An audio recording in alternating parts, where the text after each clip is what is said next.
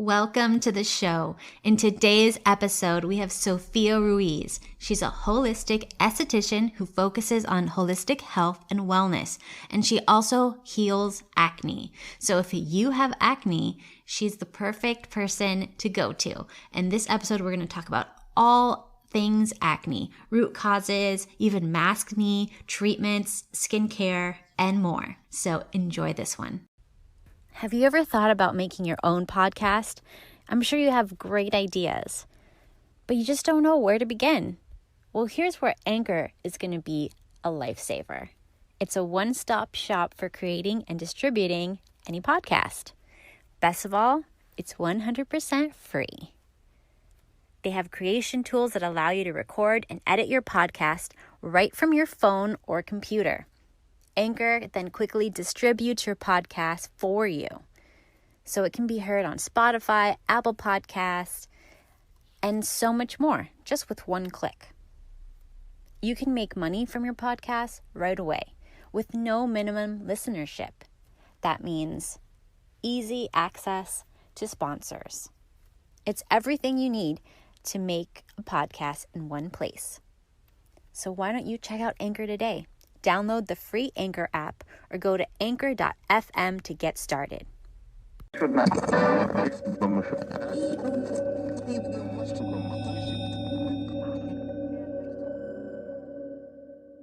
Welcome to the Kakativi podcast, your source for all things health, happiness, and beauty.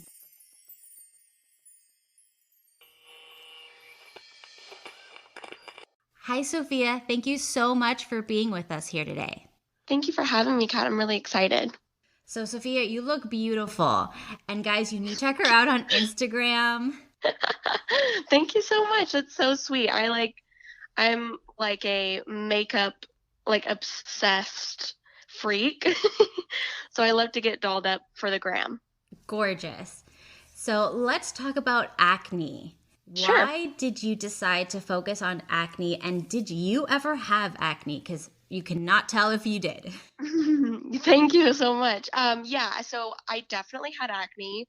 I would categorize myself as somebody that had moderate cystic acne, and I dealt with moderate cystic acne for about 6 years before I finally figured it out for myself.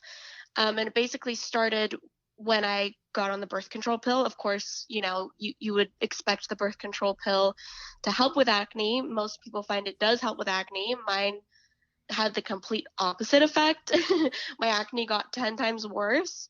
So the thing that was supposed to fix it just made it worse. And it was just this period of time after I went on the birth control pill.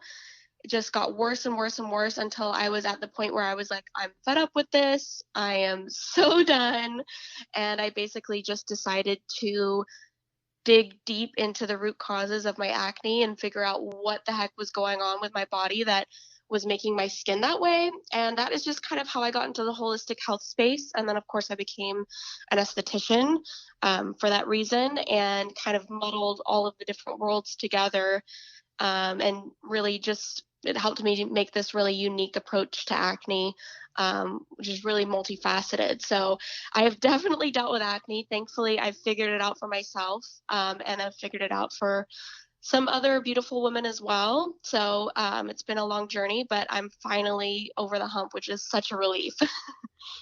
How would you describe what you do? So I would say what I do is pretty unique. And as I kind of mentioned, multifaceted. I have many different avenues that I kind of target when I'm, looking at acne. I look at the internal and the external, which I think oftentimes you see a lot of people who are just on the internal, where it's like, oh, you have to do X, Y, and Z, and fix all of these things if you want your skin to be clear. Like, your skin is a reflection of your internal world, which is totally true. But then you have people who are the total polar opposite, which then they basically say, acne, like diet does nothing for acne, and your diet doesn't trigger acne, and they prescribe all these topicals to basically just treat acne from the outside. And I kind of see it from both sides, where I see that there are external factors that can cause acne, things like pH disruptions and pollution in the air.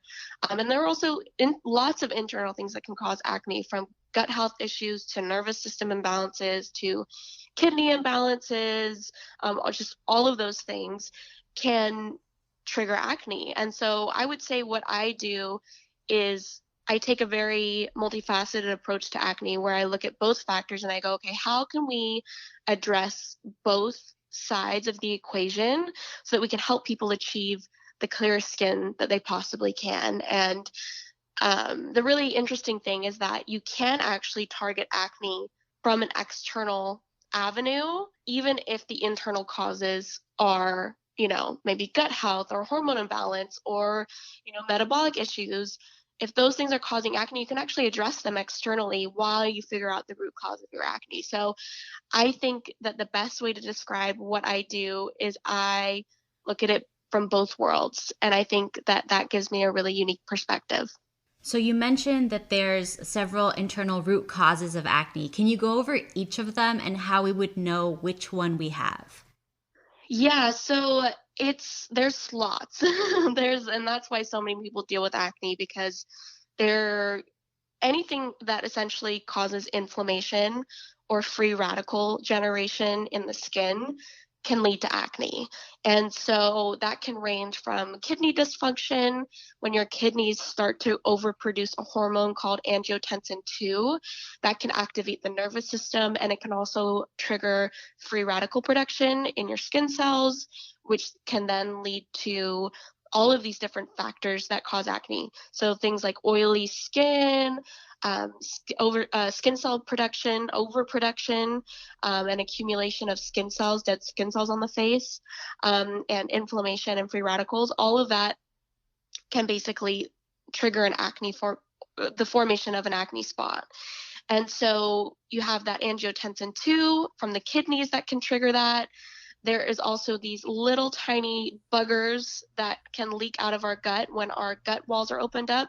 The bacteria is covered in a membrane called lipopolysaccharide. And when there is a leaky gut present and those bacteria get out into our systemic circulation, their lipopolysaccharide membrane can actually trigger inflammation and free radical damage in the skin. So that's kind of like the gut issues. And then we have the nervous system imbalance. For example, if you're constantly on fight or flight, stress overdrive, you can have issues in your skin where your microbiome becomes imbalanced. Basically, the skin loses its ability to effectively suppress bacterial growth. And so that's when you get really cystic, painful acne. If you ever notice that when you're like stressed out, that's why. And so it really comes down to that nervous system, gut, and the kidneys. And that can basically pour over they can all kind of muddle together sometimes. But essentially that leads to like this domino effect in the skin that, can cause acne. And there's also, hormonal imbalances. But the interesting thing is that those are really secondary to those issues: the kidneys, the nervous system, and the gut. Those are really the three main organ systems that can be really imbalanced. And then, of course, we have different foods that can trigger acne. Things like excess sugar can really ramp up free radical production in the skin. And then sometimes even saturated fats, like, for example, for women with PCOS, they can have a sensitivity to saturated fats in a way. There is one study that showed on saturated fat consumption that women with PCOS actually produced more androgens in response to saturated fat consumption. So saturated fat consumption can also be a possible trigger, and can also, in some cases, increase LDL cholesterol levels, which basically increases the amount of cholesterol that ends up in our skin, which can also be a root cause for acne. So there's lots of different root causes, and a lot of them require different kind of diagnostic approaches. Of course, you can kind of balance your fatty acid intake and lower your sugar intake to see if that improves your skin. And that, can be kind of like a telltale sign that that might be a trigger for you.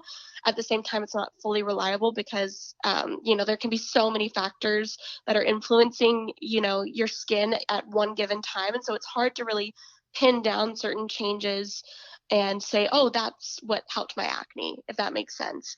I find that the most foolproof way to check for organ imbalances that might be triggering acne is really just lab tests, mostly because it can be really difficult to identify symptoms and pin that down to a specific organ imbalance, if that makes sense. Because, there's just so many symptoms that oftentimes overlap. You can have, stress or,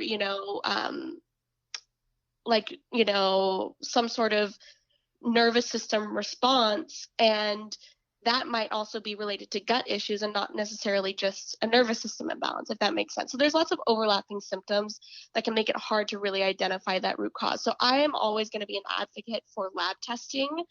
And lab tests that I recommend to clients are definitely like the Nutra-Eval test from Genova Diagnostics, which basically looks at all of your, fatty acids and different, markers of different nutritional, like nutrients and vitamins and minerals and all of that.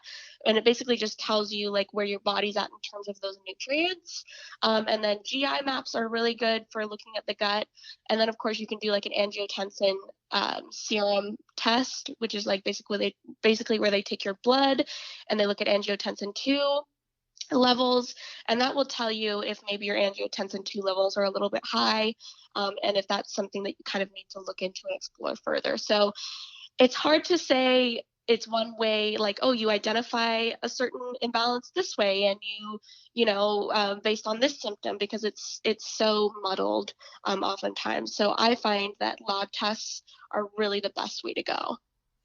So let's discuss some common myths about acne. Not true, and are there any that actually are true? Because I know you mentioned sugar is true. Yeah, sugar is definitely true. So sugar, I mean, and it varies from person to person, right? So some people, you can see them and they're eating a bucket load of sugar all the time and they never break out. Whereas some people are really, really prone to breakouts from sugar. And it just kind of varies from person to person. We don't exactly know what makes the difference yet. It could be, microbiome composition and all of those things.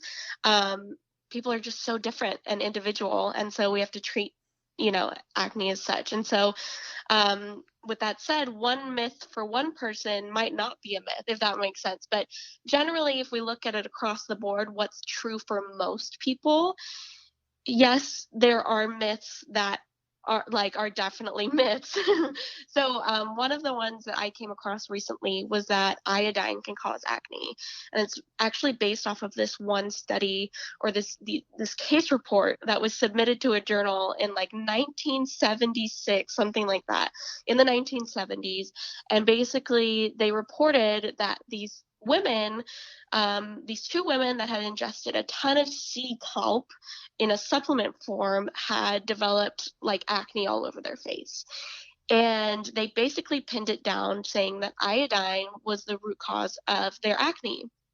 And while iodine in large quantities can definitely cause issues in the skin, alongside a host of other issues, if you're consuming way over the recommended daily allowance, it doesn't cause acne within those normal quantities. So basically, this whole myth has been perpetuated based off of one case report in the 1970s. There was really only two women who were ingesting large amounts of iodine. And so basically, people have perpetuated this myth and said, we should avoid all foods high in iodine. So they recommend avoiding shrimp and kelp and, all of these iodine rich foods, when in reality, those can actually be really healthy foods when they're consumed in moderation and when you consume iodine within that recommended daily allowance. So that's one of the ones that I've seen. And then the other one that I think is really, really important, especially in the holistic health space, is the myth that estrogen dominance causes acne, which is definitely not true within certain contexts. So what I mean by that is that you have estrogen, which obviously we know, so when you have hormonal imbalances, sometimes you are dominated by estrogen levels, and maybe your progesterone is low, or maybe your progesterone is normal, but your estrogen is just really high. And then we have other people whose testosterone, other women whose testosterone levels are really high. And testosterone is just one androgen, and there can be multiple androgens that are elevated. Just because you don't have high testosterone doesn't mean you don't have high androgens, high male hormones. You can also have like high DHEA, and high 17 hydroxyprogesterone, which is kind of like an androgenic form of progesterone. And so there's lots of different hormonal imbalances that we see. But one that is, commonly said, like, oh, I have estrogen dominance, and because of that I have acne. And in reality, estrogen levels aren't correlated with acne at all. In fact, most acne sufferers actually have lower estrogen levels, and some even have high progesterone levels. Progesterone actually stimulates oil production. And so you have people who are basically saying, oh, because I have high estrogen, I have acne. And in reality, estrogen isn't related to acne at all. In fact, estrogen actually improves acne. And so the only way that estrogen can actually cause acne is if you have high 4-hydroxyestrogen, which is basically this form of estrogen that we don't really want in the body. If you've ever heard of like estrogen detoxification, estrogen detox pathways, estrogen gets metabolized down all of these different enzymes, and depending on which enzyme it comes in contact with will determine what kind of metabolite is produced. So when it goes down the 4-hydroxy pathway, estrogen actually becomes really inflammatory and really kind of like a free radical. And so when it gets to the skin, it can cause free radical damage and potentially influence acne formation. That is, in theory. We haven't really seen that translated into real research yet, just because it hasn't been explored yet. But in general, if you are somebody who has, high estrogen levels, but you don't have high, 4-hydroxyestrogen, estrogen probably isn't the cause of your acne. It's probably something else, like gut health issues, which, can be a root cause of high estrogen anyway. So maybe it's just a symptom and not necessarily a cause. Maybe high estrogen is just the symptom. And so, you have like stress or, kidney imbalances that can actually be that root cause of acne and not that estrogen. So those are the two really important ones that I've seen. And the main takeaway is like, your estrogen is probably not your problem. In most cases, it's not your problem. And then you have the iodine. Iodine is definitely not your problem either if you're consuming it within the RDI. Awesome. Good to know, because I have heard that estrogen causes acne. Yeah, it's definitely not supported by research. While it is possible that estrogen, is related to like maybe your digestion isn't great and you kind of, aren't eliminating your estrogen well, and it's getting reabsorbed back into your body, that might elevate your estrogen levels. But the estrogen isn't what's causing your acne. It's actually the gut issues that are causing your acne. So sometimes people will find that they actually improve alongside one another, and they think, oh, like I got my estrogen down and now my skin is so much better. And in reality, it's just, no, you probably improved your gut health and then your skin got better and then your estrogen got better as well. And so it's this kind of, it's a phenomenon in research where there's often, like correlation does not equal causation. And a lot of times when we're performing like self experiments, you can have this kind of like tunnel vision where you think one thing, and in reality there's all these different factors that are maybe contributing to the result that you're getting, if that makes sense. So it's really easy to feel like, oh, like this worked, but there's actually no evidence that that's the case. In fact, it's actually likely the opposite. So really interesting stuff. I think, there's a lot of nuance and context to certain things that we really have to consider. And I try my best to really like go through all of the different factors that can influence a conclusion in research and think about, okay, is that really is that really a factor that's involved with, this outcome? And so that's really what I try to do as best as I can on my Instagram and on my email list and all of those things. So for me, my acne was caused by, oh, by the way, I've had acne my entire life since puberty up until now, and I'm like almost 40. Yeah, Ridiculous. I totally feel you on that. I work with so many women who are like in their 30s and 40s, and they're like, why do I still have acne? For me, I have really high testosterone, like Yep. out of this world DHEA, Yep. and estrogen dominance, but normal progesterone. Yep. Yeah, so that's totally a hormonal profile that we see in women with acne. It's usually high testosterone or high DHEA or high 17 hydroxyprogesterone. And so that can all culminate in, increased oil production, increased skin cell proliferation. So, like, more skin cells like rapidly dividing on the skin or on the face. And then, you can also, testosterone can actually be inflammatory. It can actually trigger free radical production in the skin. And so, definitely those hormones, you may have, like, say, high estrogen in relative to your progesterone, but if your testosterone and your DHEA levels are super, super, super high, it's not your estrogen that's causing the acne. It's actually the testosterone and the DHEA. And the estrogen might actually be helping your skin. It's just clouded by the fact that, you've got all this testosterone and DHEA running around in there. Yeah, for sure. I tried for 10 years the natural way to, bring everything down hormonally with supplements and all that stuff. But Hmm. ultimately, after 10 years, I gave up and I got Yeah. on spirulactone Yeah. and it's gone. Yeah, spironolactone is a really common treatment for acne. I find that it's can be kind of like overprescribed, and I've heard of people that have had allergic reactions to it.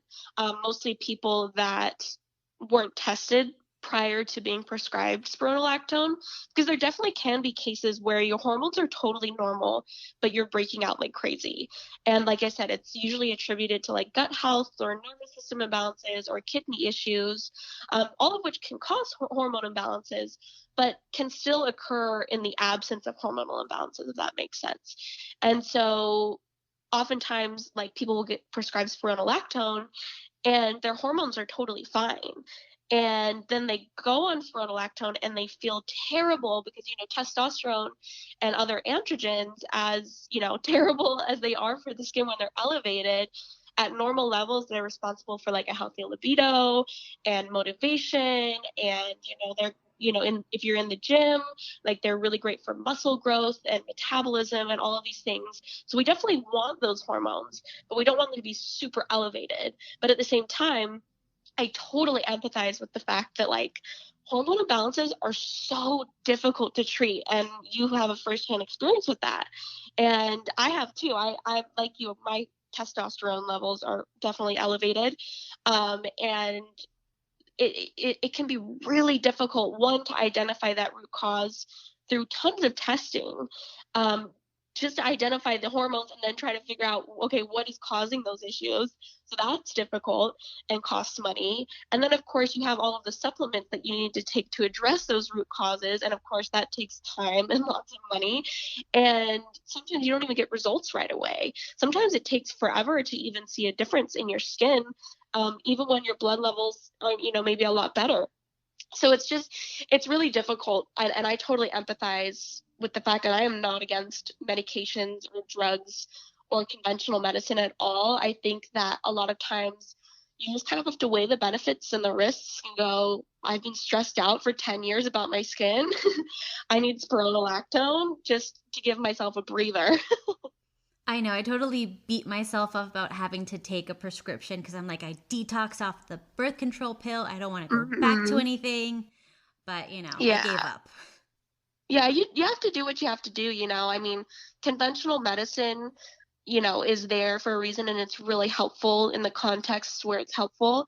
And I think that a lot of times, people beat themselves up in the holistic space for wanting to go on medications.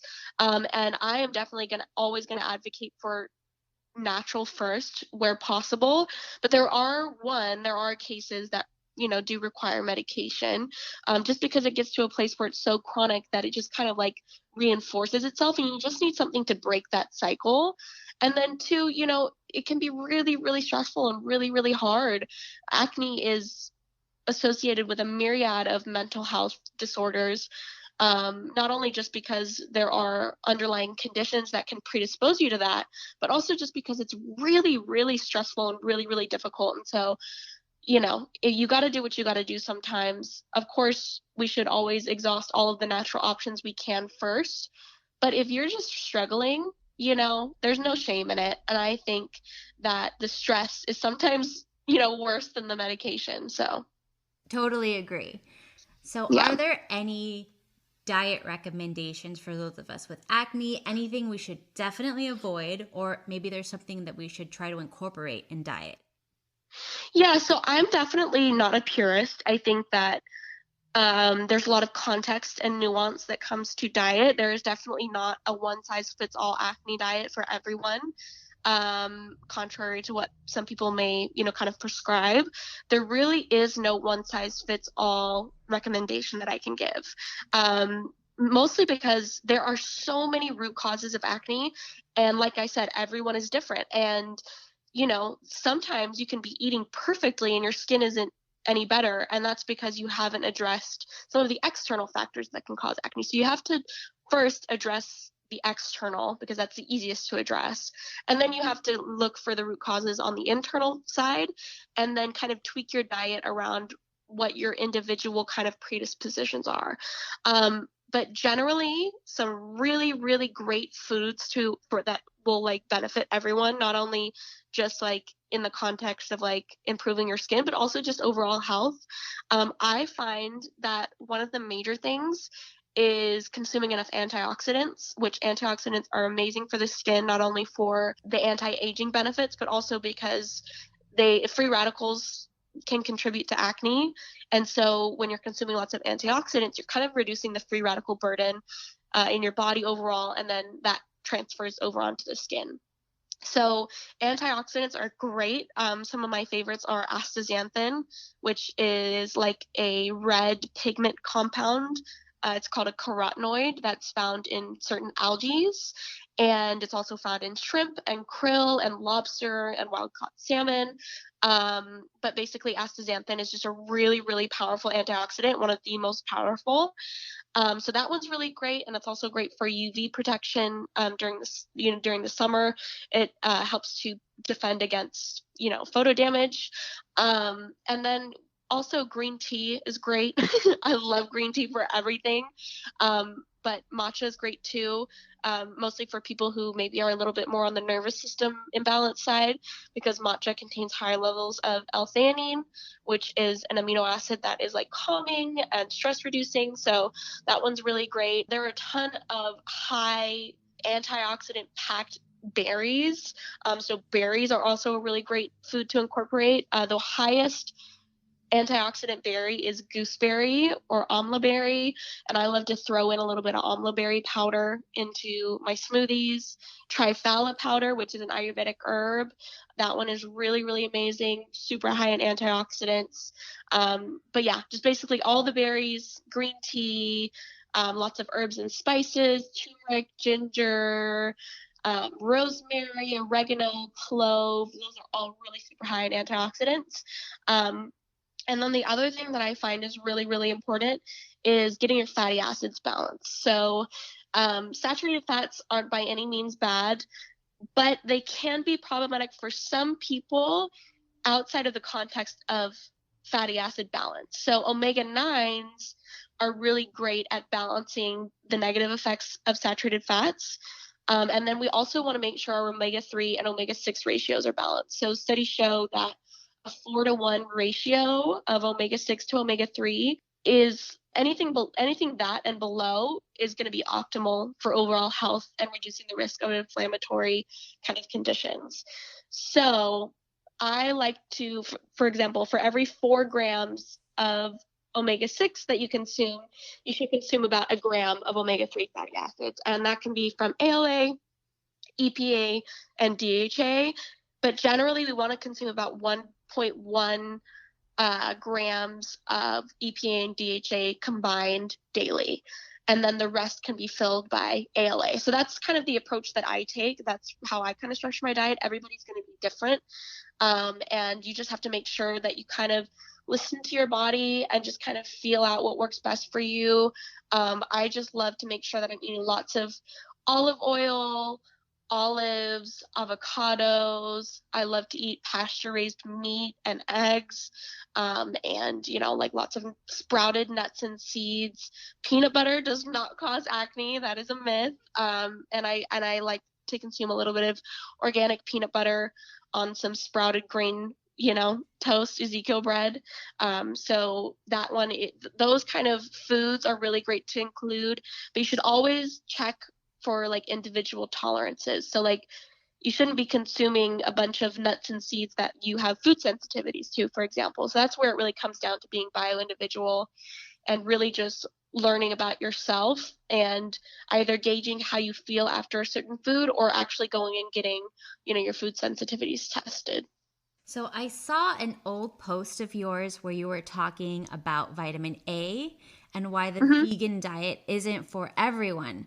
So before you start, I want you to know that I fully am on board with the vegan diet does not work for everyone, because a lot of people have sensitivities to veggies, or maybe they have some other issues and they just do better with some meat at least. And veganism is kind of a bit of a cult. But could you tell us what you were explaining about vitamin A and being vegan? Totally. Yeah. So veganism, I think I shouldn't say veganism. I should say like plant-based eating. I got in trouble for that. But vegan style of eating where you're eating just plants, it's not bad, right? I mean, some people, just rave about it. Like I've never felt better in my life. And it's hard because, then you have a whole bunch of other people that are like, oh my gosh, I started eating vegan and now I'm just like, I have no energy. My gut is messed up. I have brain fog and I can't get out of bed. And so there's so many variations between person to person. And it's not that the vegan diet isn't healthy. It totally can be for some people.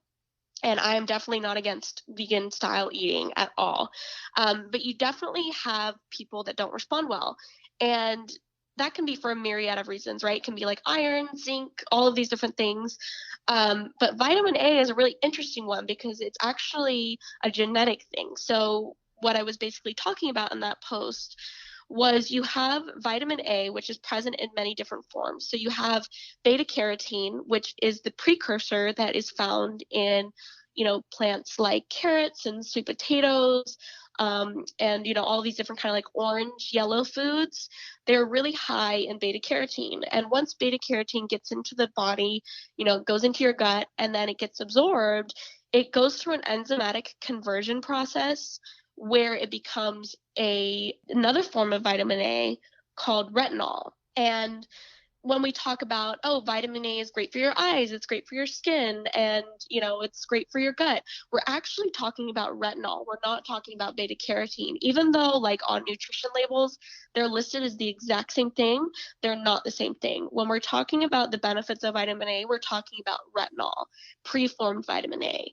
And so for you to get the benefits of vitamin A, it has to be in that form. And so the enzymes that take beta carotene and then transform it into this retinol are encoded by our genetics. The efficiency and how much retinol you can produce from beta carotene is determined by your genetics.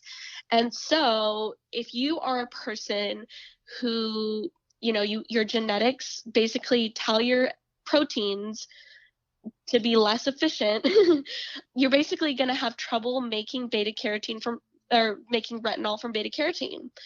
And if you have trouble making retinol from beta carotene, you're not going to get those skin benefits, those, eye benefits, those gut benefits from eating the beta carotene. And so in those cases, really your only option to get retinol is through animal meats, organ meats, or supplements. And supplements can be kind of iffy because they're often found in the form of retinol palmitate, which is not as good as the retinol form that's found like in organ meats and animal meats. So basically, what you have to do in that case is you really have to assess, where are my genetics at? And if you don't know where your genetics are at, I just personally don't think it's super, super safe because, you can start getting acne, or maybe you start getting gut issues because retinol is really a really, really important molecule in your intestines because it helps produce a immunoglobulin called immunoglobulin A, which helps to keep bad bacteria in your gut at bay. And so if you don't have a lot of immunoglobulin A, you might, have issues where, you're having bacterial overgrowth. So it's really, really important to make sure that you're getting adequate levels of retinol. And if you're a great producer of retinol from beta carotene, awesome. But if you don't know, that's something that you'll really want to find out before you go on a vegan diet. Or it's something that you'll maybe want to consider, like maybe I don't try the vegan diet yet until I know, or I have enough money to do the genetic testing to find out. Yeah, I'm totally one of those people that needs to take desiccated liver capsules. For sure. I just Yeah. was not getting vitamin A no matter how much. Even when I took other supplements, it was just not bringing my levels up. Yeah, you could definitely be like a poor converter, somebody with an inefficient, it's called the beta carotene monooxygenase enzyme. So you could definitely be one of those people. I think I am. I haven't had my genetics tested, but I definitely think I'm one of those people because if I'm not consuming liver and, like a little bit of like grass-fed, pasture-raised organic butter, I definitely start to feel it for sure.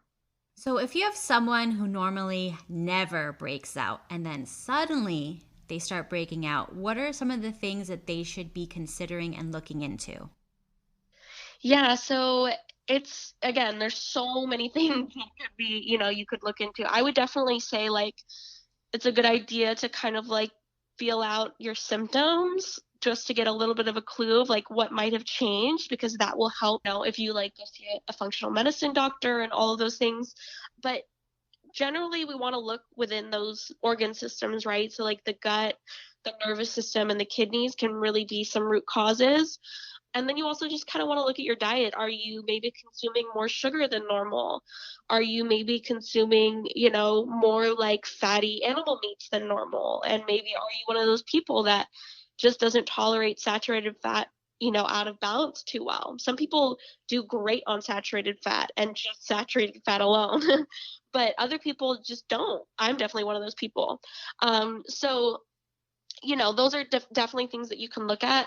I think it's really helpful to keep a log of like the foods that you eat, just because it can help you to look back and go, okay, like this is what has changed in my diet over the course of like the last couple of weeks or months. And this is when I started to notice changes in my skin. So maybe it was this food. And then you kind of just like look at the research and go, okay, is this food related to acne? Is this food related to acne?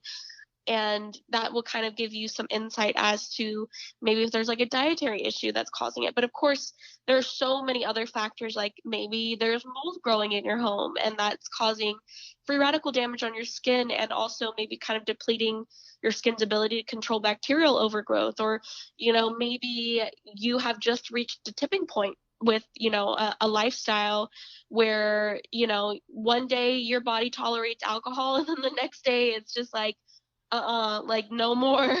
I definitely know that some people have felt that way. So it's really difficult to pinpoint exactly what it is, but generally those food logs I feel like are really helpful. And then of course lab testing can be really, really, really insightful. Can we talk about Maskne? Yes. Yes. So Maskne is really kind of a Maskne is a beast. I have seen lots of different theories as to why maskne develops. I think it's such a new phenomenon that we don't fully understand it yet. But some people are saying that it's the bacteria that's, on the mask, that it's promoting a growth of like specific kind of bacteria on the skin that can cause like perioral dermatitis, and also acne. Other people say it's just the moisture and the irritation. It could be a combination of all of them. But until we know for sure what it is, what my recommendation always is that you grab yourself what's called a hypochlorous acid spray, which is basically the antimicrobial compound that our immune cells make to kill bacteria. And it's totally biocompatible. It's what your body already makes. And you just spray it on your mask. You spray it on your face before you wear your mask. And then like throughout the day, whenever you get a chance, if you get a chance to like take your mask off, like in the bathroom or something, you just spray your mask again, and then you spray your face again, and then you put it on. And then, when of course, if you're using one of the reusable masks, which are always better because less single use kind of items, you just want to make sure you're washing it regularly. I mean, that's already a recommendation, but you definitely want to make sure that that's something you're doing if you're wearing a reusable mask, a cloth mask, washing it every day, which I know can be a total nuisance, but it's really, really important, especially if you're wearing masks for like long periods throughout the day. And then just having a really great skincare routine, I find really, really helps.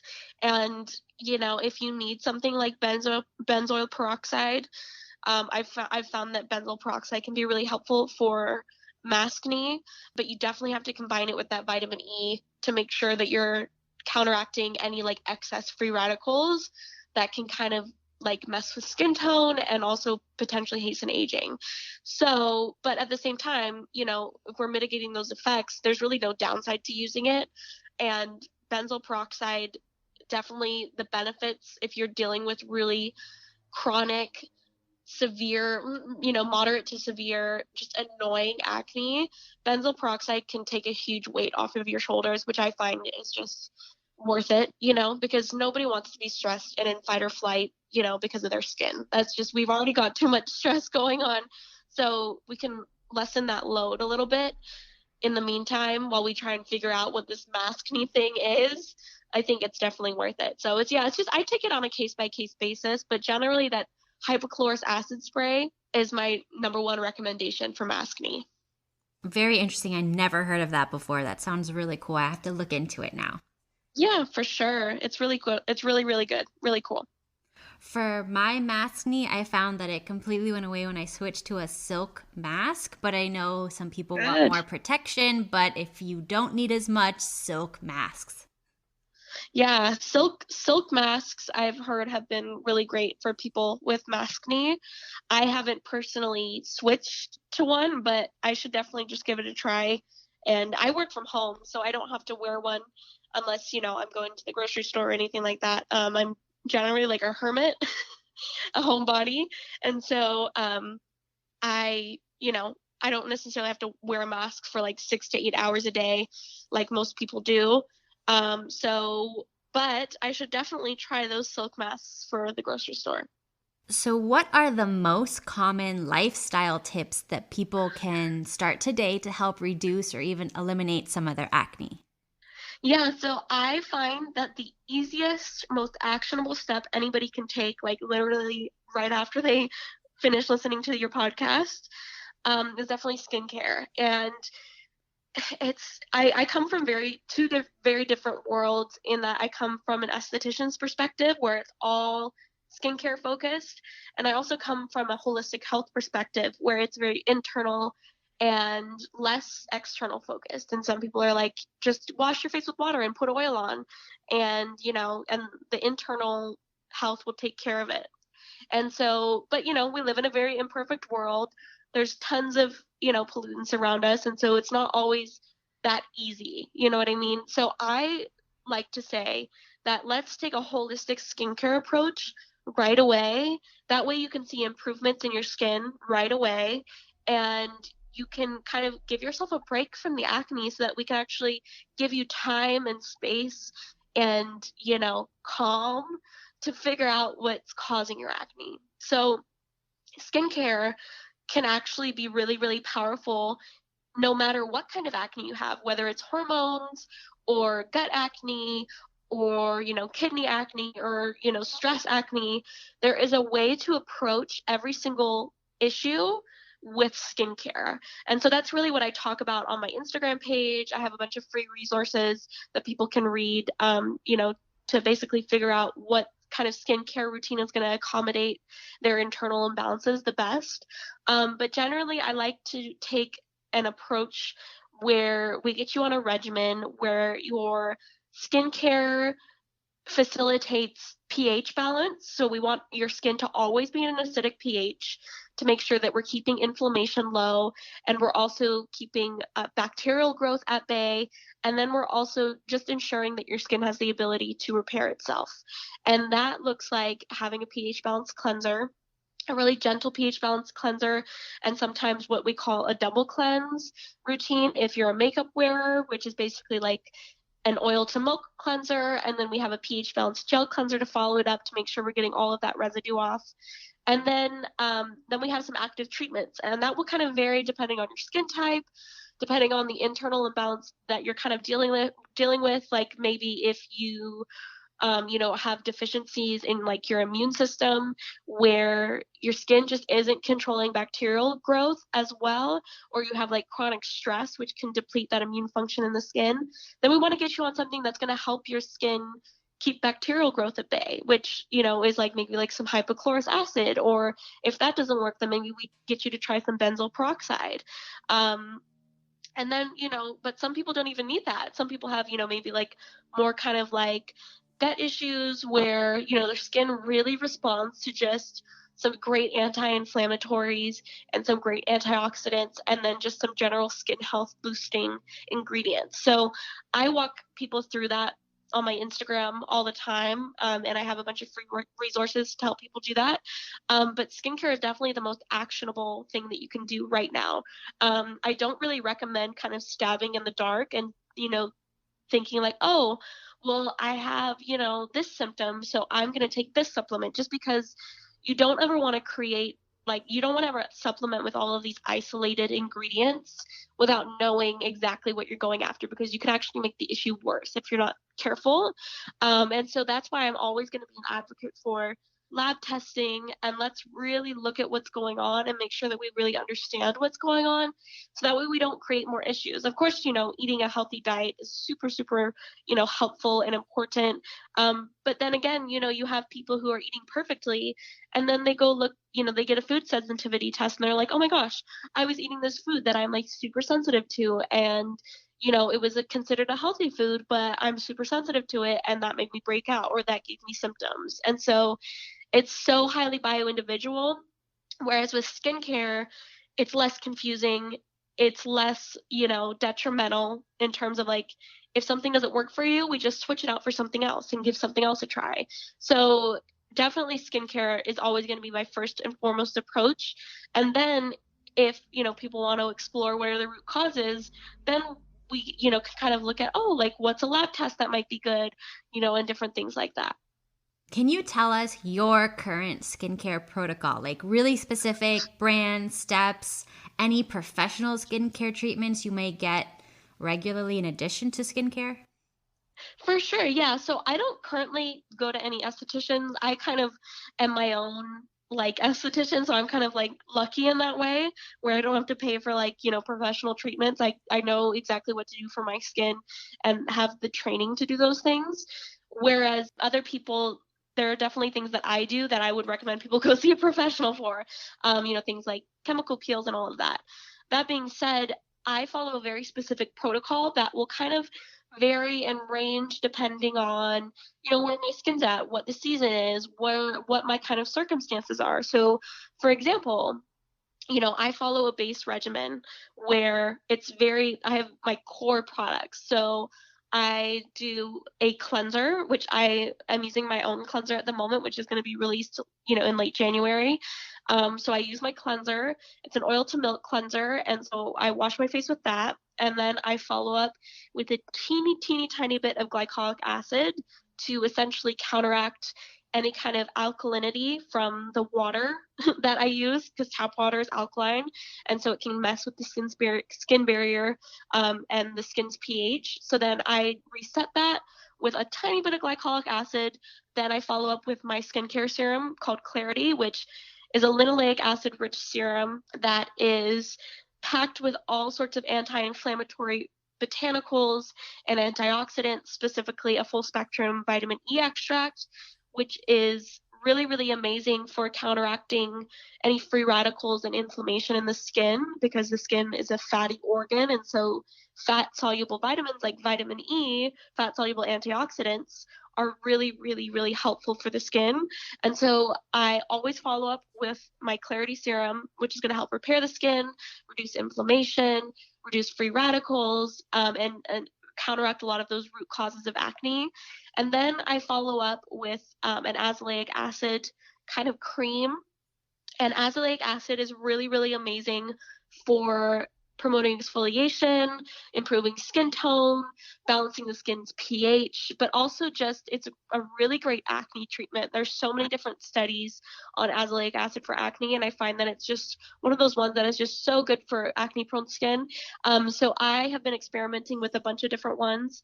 And I can't give recommendations for everyone, but I do give a ton of recommendations on my Instagram in terms of different brands that you can experiment. I'm just always experimenting with so many different ones that it's kind of hard for me to recommend a specific one.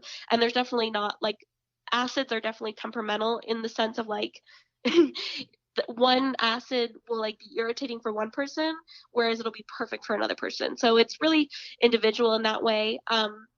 But generally there's like, mandelic acid is great for sensitive skin, glycolic acid is great for like dry combination skin, salicylic acid is great for like really oily skin, whereas azelaic acid is great for like oily combination skin and acne prone skin. So it really just kind of varies. And then on occasion I will implement a benzoyl peroxide like cream. If I'm really stressed, I know that my skin's immune function is going to get depleted really quickly. So I use a benzoyl peroxide serum or cream when I get really stressed out. And I just like keep using it. That way I prevent any bacteria from getting overgrown, and it's kind of a preventative treatment.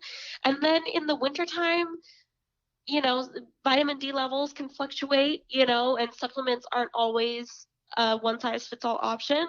And so in that case, I love to use benzoyl peroxide in the wintertime. But of course, it has to be used with vitamin E to counteract those negative side effects. So I always use it with my Clarity serum to mitigate those side effects. So yeah, so it kind of varies depending on where I'm at, where my body is at, where the season's at, and but generally I follow that pH balance cleanse routine, followed by a gentle acid, then my Clarity serum, and then an azelaic acid, and then add benzoyl peroxide in the mix there if I need it. Awesome. So my favorite acid is mandelic acid for sure, because Yep. I'm very dry but sensitive and still acne Mm-hmm. prone. Yep. Mandelic acid is really great. Just a quick brand recommendation. Face Theory is a really great option. They have like mandelic acid, they have azelaic acid, and I believe they have like a glycolic acid cleanser. I'm not 100% sure on that one though.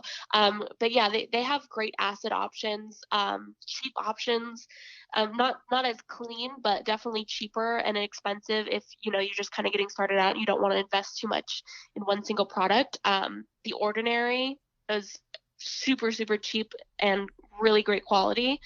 But yeah, I totally agree. Mandelic acid is awesome. So we spoke a lot about acne. Is there anything that you could recommend that could help with like anti-aging or any new treatments that are coming out? Yeah, so definitely for aging, retinol is like the gold standard.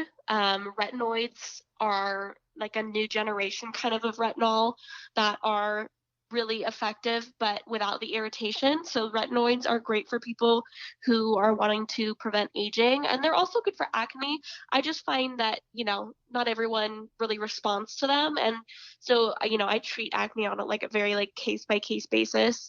Um, so retinoids can sometimes work for acne, sometimes they don't work as well for acne. But in general, for aging, retinoids are like the thing. But Bakuchiol, which is like an herbal extract, has been shown to kind of be comparable to retinoids in terms of its anti-aging benefits. Just not as well studied and not as reliable. And can kind of herbal extracts can kind of vary because they might get an extract from a plant that is super potent one time, and then the next time they go to extract it, the harvest is different and the levels vary. And so, whereas retinoids are like consistent because they're one single molecule, if that makes sense. So bakuchiol is a good like herbal alternative, but just not as quite as reliable. We don't know a ton about it yet. So retinoids, bakuchiol, vitamin E is a great anti-aging agent because it's such a powerful, antioxidant and fat soluble antioxidant. So it's really, really like bioavailable to the skin, and the skin can really utilize it because it's that fat soluble antioxidant. So vitamin E is one that I always recommend, and I have that in my clarity serum. But of course, like if you want to go look for another serum somewhere else, that's totally fine. I just use the low molecular weight vitamin E molecules, which are much less like comedogenic. So like people are always worried about vitamin E like clogging their pores, and it's always really thick. The vitamin E that I use is a really low molecular weight. It's not comedogenic, and it's really, has a really nice feel on the skin. So I would definitely recommend looking into those lower molecular weight vitamin E's. And of course, that's in my clarity serum. But then I'm like, use whatever you got to use, girl. So vitamin E, bakuchiol, and retinoids. Vitamin C, I like it, but I just don't feel like it's like the star of the show, if you know what I mean. Like, I just feel like vitamin C can kind of be temperamental. There are some forms that are stable, some forms that are not, and the ones that are stable are kind of like more like they're not as active. And then you can like kind of circumvent some of those issues with some forms, but then it's just like, so it's just kind of like a whole thing. Vitamin C is just like kind of temperamental, I find, but the other ones are really easy to kind of utilize and implement. So No, same. I have the same problem with vitamin C. yeah, it can be really annoying. I think my favorite form of vitamin C, because there's so many different forms. There's like Mhm. the magnesium ascorbyl phosphate, and like the fat soluble vitamin C, and then like you have vitamin C suspensions, and then you have like the pure vitamin C powder. Um, the main issue with vitamin C is like when you formulate it, it can oxidize depending on what form it's in. If it's not buffered with a mineral, a salt, um, it can oxidize really easily in the with ascorbic acid oxidizes really easily, whereas when it's combined with a salt, it doesn't oxidize easily. But then you have the issue of like the salt combination isn't as active. It's not as an effective antioxidant. So there's all those sorts of issues. Like you either have oxidation or you have a stable vitamin C. The only one I found that is kind of like the best of both worlds is ethyl ascorbic acid, but I also find that can be kind of irritating sometimes. And so it's just really kind of like, I don't know. I haven't found a vitamin C that I love yet that I'm like, that's the one. So it's kind of a thing. I know. So, let's see. Can we talk a little bit about glyphosates? Glyphosate, sure. Yeah. Yeah, so glyphosate is a really interesting and very controversial little compound. Glyphosate, which is in Roundup, there's people that say, it causes cancer. There's people that say it doesn't cause the cancer, and that's all kind of like hearsay and pseudoscience. And so lots of different schools of thought on glyphosate. The thing that I find kind of the most interesting about glyphosate is that it has the potential to really disrupt the gut lining and can kind of be, problematic for the gut. It also targets something called the I'm not sure how to pronounce it, but the Shikimate pathway, which obviously we don't have. It's like a pathway in plants that like it targets it in order to in bugs and bacteria, I think, something like that, where basically the way that its mechanism of action, we don't have that pathway in our body. So people say, oh, it doesn't affect humans because humans don't have the pathway that it acts on, but our bacteria do. The bacteria in our gut do. And so there's the potential for glyphosate to alter the activity of our microbiome, whether you think it's like legitimate or you think it's just theoretical.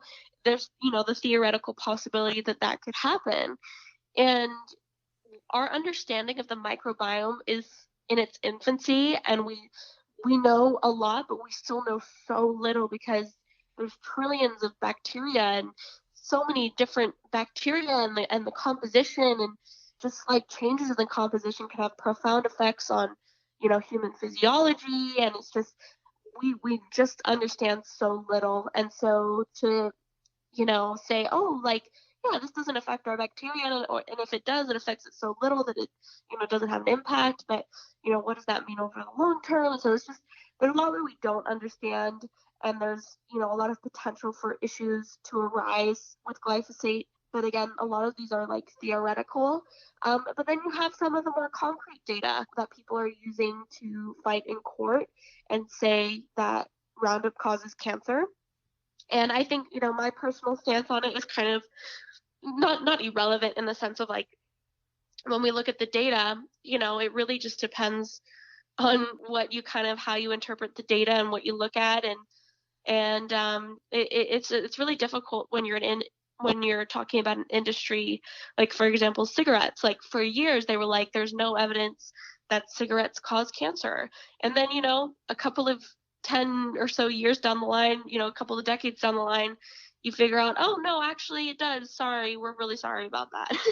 So it's just, precautionary principle is always good to exercise. I think that avoiding glyphosate is a really good idea. I personally do. And if people want to do that, that's kind of like up to them. I just like to take the approach of being really precautionary about it and being like, you know what? I love foods that are organic. I feel like they taste better. I feel like I've seen studies that they're more nutrient dense. And you know what? That's just my personal way of eating. It's, I feel like I feel a lot better when I do that. And you know what? The benefit of that is that it's glyphosate free. And, I'm avoiding it. I'm personally avoiding it. So I really love that companies are coming out and, they have the glyphosate residue free, kind of seals on their stuff. And that's just, I think it's really great, kind of the advances that we're making to be more precautionary about what we're putting in our bodies. So true. And I did hear that it makes the bugs, their stomachs explode. Yeah, so I have heard that. I'd have to go back and like brush up on my research. It's been quite a while. I've been so like in depth with the acne stuff that I've kind of like that kind of research has gone to the side. But I believe I think it's a genetic modification in plants that basically allows them to do that. And I forget the exact name of it, but yeah, people were hypothesizing that that could potentially be happening to us on a lower scale, smaller scale, where it could potentially potentially be disrupting our gut function. But yeah, who knows? It's like it's so hard to tell sometimes because industry, big agriculture is so well funded, and people will do anything to really ensure that they have an easy kind of approach to maintain the food supply and also profits. And so sometimes you just don't know what research to trust. And I totally empathize with that. I honestly sometimes have no idea. It's really difficult to pinpoint what is the truth sometimes. So it's really tough. So can you tell us all about your skincare line, all the products you have, and which ones are good for which skin? Sure, yeah. So right now I have one product, which is my Clarity Serum. It's a full spectrum vitamin E serum that is based off of this philosophy of healing the skin. And then when you heal the skin, clear skin is right around the corner. And so that involves a combination of linoleic acid, which is your precursor to your ceramides, which helps to reduce inflammation. It has the full spectrum vitamin E, which is an antioxidant and also, helps reduce inflammation. And then we have all of these amazing botanicals that are pretty much raw in the way they're extracted, and they're really bioavailable to the skin, and they work synergistically to really target free radicals and inflammation, all of which can lead to acne. So that's my acne serum. It's specialized for acne prone skin, and it's designed to target all of those pathways that lead to acne. And then at the end of this month, which I'm super super excited about, I'm finally releasing my oil to milk cleanser called Purity, and it's designed for all skin types. It's a really super gentle but powerful oil to milk cleanser that leaves the skin feeling really clean, but also not stripped. It's super, super, super gentle, but also, really your skin feels like detoxified after you use it. And so that one is coming out at the end of January. I'm really, really excited about it. It's essentially like Clarity's best friend because it ensures the pH is balanced, but it also, removes some of those pollutants and, different things that can accumulate on your skin throughout the day and prevent the inflammation from those things from causing inflammation. And then you have the Clarity, which targets the inflammation and really just kind of rebalances the skin, and makes it, target those things that are, making your skin kind of like damaged or inflamed. And so together they're like my favorite. So I'm really excited about that. That's going to be ready in the end of January. Oh my God, my chicken is like laying an egg. 1 second. That is amazing. I love it. No, it's so embarrassing. Quiet. Oh my God. She sounds really happy. No, If that she's makes you feel in any better. labor pains. Oh, she's in labor pains. Oh no. Oh my God, chickens have labor pains when they lay eggs. Yeah, I feed my chickens all the stuff that's really healthy that I want, that I don't like, but I need to eat. Like, I give them wild caught salmon. Nice. I love I it. give them astaxanthin pills. I love it. Chickens are omnivores. They go through labor pains every single day. Yeah, I would never want to be a chicken. Oh my God, I would never want to be a chicken either. That is terrible. I didn't even think of that. Like, oh my God, chickens have to lay eggs every day and they have to go through labor pains. That is so sad. Oh, side note, because I'm in a chicken group. So Uh-huh. in my chicken group, they were saying about how like best or whatever, they have like organic, supposedly free range, yada yada. Uh-huh. I probably shouldn't say the name of the brand, but whatever. So it like went on fire, right? And like a million chickens died and whatever. It's really tragic and terrible.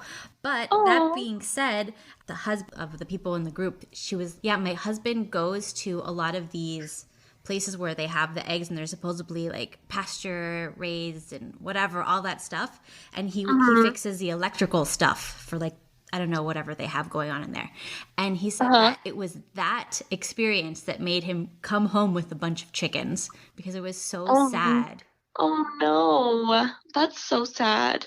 Yeah, I mean, home raised chickens are the best way to go for sure. I would love to do that one day. I aspire to be a chicken breeder, or what, not even a breeder, what do you even call it? But like a chicken owner. I would love to be a chicken owner. That I feel like that's the most humane way to do it, but it's also like the healthiest. And just, I mean, who doesn't want chickens? I mean, like, chickens are awesome. I mean, hey vegans, this is your chance. They're Yeah. pets. They don't need them. They don't need those eggs. There's no rooster. There's no, fertilization.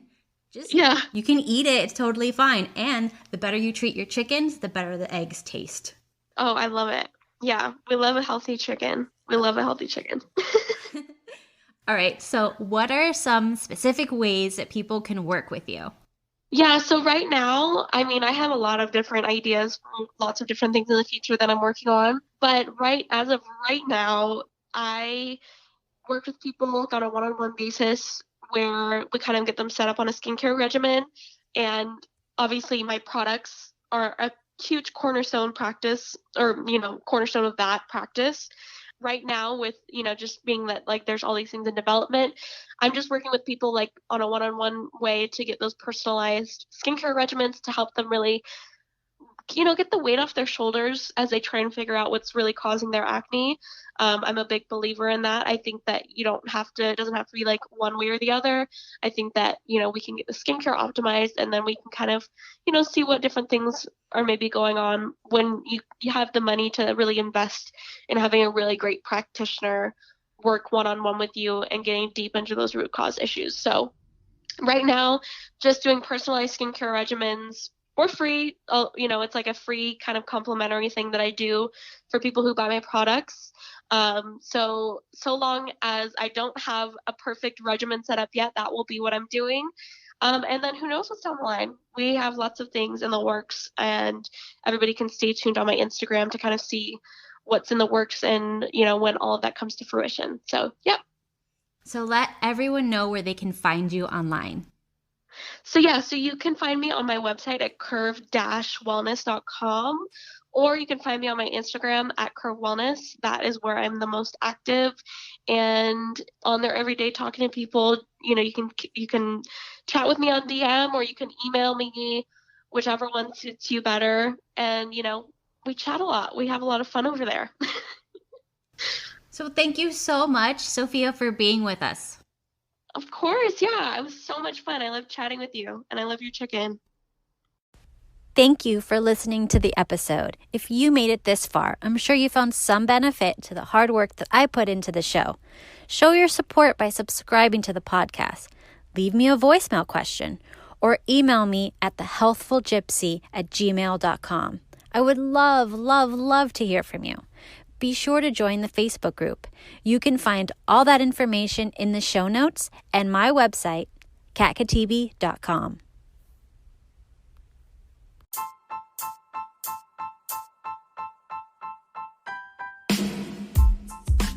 Have you ever thought about starting your own podcast?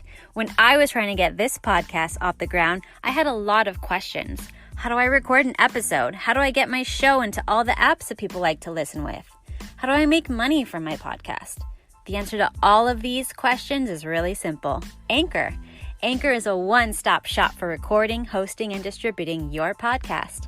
Best of all, it's 100% free and ridiculously easy to use. And now Anchor can match you with great sponsors who want to advertise on your podcast. That means you can get paid to podcast right away. In fact, that's what I'm doing right now by reading this ad. Anchor's learning curve is virtually none. All you need to do is press a button, start talking, and then distribute to everybody. So if you've always wanted to start your own podcast and make money doing it, go to anchor.fm/start to join me and a diverse community of podcasters already using Anchor. That's anchor.fm/start. I can't wait to hear your podcast, so send it to me. This podcast is for informational, merrymakings, and metaphysical purposes only. Statements and views are not medical advice. This podcast, including Kakatibi, disclaim any adverse effects by the use of information you may have heard. Opinions of guests are totally their own. This podcast does not endorse statements made by guests. This podcast does not make any representations or warranties about guests' qualifications, credibilities, or sanity. Individuals may have a direct or indirect financial interest in products or services referred to on the podcast. If you think you have a medical problem, consult with a licensed medical physician, not just the spirit of your ancestors while on ayahuasca.